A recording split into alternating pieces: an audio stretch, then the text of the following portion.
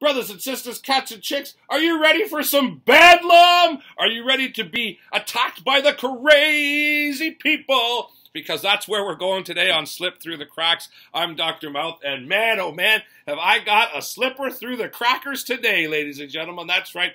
This is a very crazy album. It's called Bedlam by the Crazy People. And it is a psychedelic hodgepodge of craziness that if you're a fan of the Fugs or early Frank Zappa, the Red Crayola, the 13th Floor Elevators, the West Coast Pop Art Experimental Band, if you like those bands, you are going to love this record.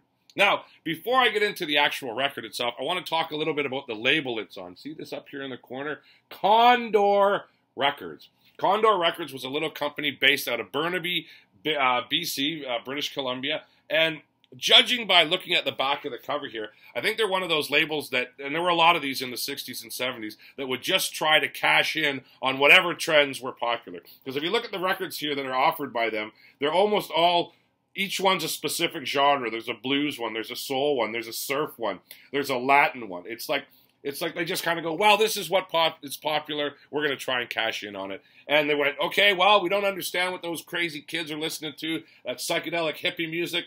So let's try and make some money off it anyways if we can. And that's basically what they did. So I don't actually think there's a band called The Crazy People. There's no credits on the record at all. There is songwriting credits, and there's a couple different people that are credited with writing the songs, but there's no notes on who plays the guitar, who's playing the drums, who's in the band, any of that kind of stuff. So I'm guessing it was just a bunch of studio musicians. One of the names that is on the record, on the back here, one of the producers, Jake Millman, and this guy, apparently, he wrote most of the songs on the record. Apparently, he was also a TV weatherman in Burnaby, BC. So how about that? TV weatherman gets a flurry of psychedelic, and the snowstorm of craziness comes right out at you.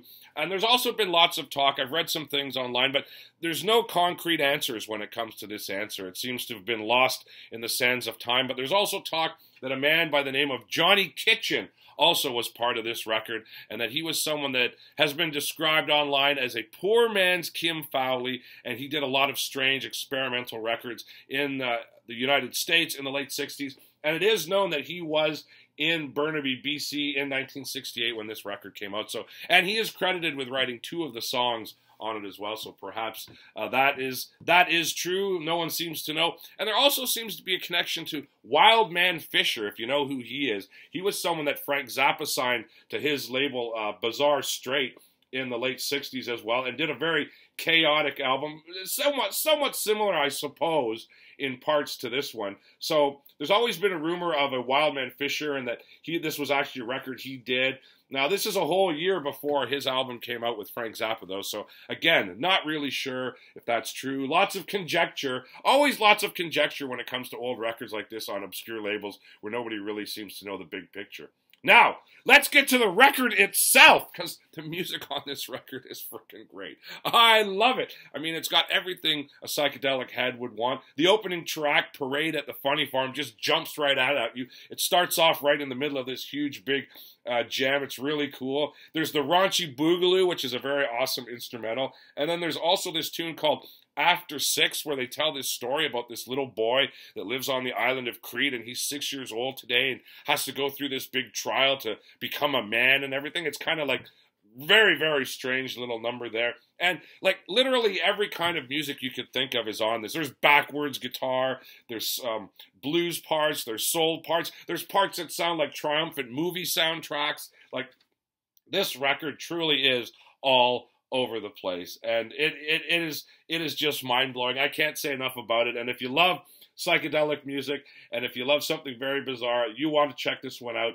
I know it's pretty hard to find a vinyl copy nowadays. It has been reissued on CD in the last couple of years to no fanfare at all. Even though this album is available on CD, and maybe you can probably even hear the whole thing in other places on YouTube, it's still a major, major album that slipped through the cracks. And I'm proud to present it to you. So go out and listen to Bedlam by the Crazy People. You will not be disappointed. All right, that's it. I'm Dr. Mouth. Thanks for watching Slipped Through the Cracks. Once again, I'll be back again next time with more crazy vinyl from this huge vault behind me here.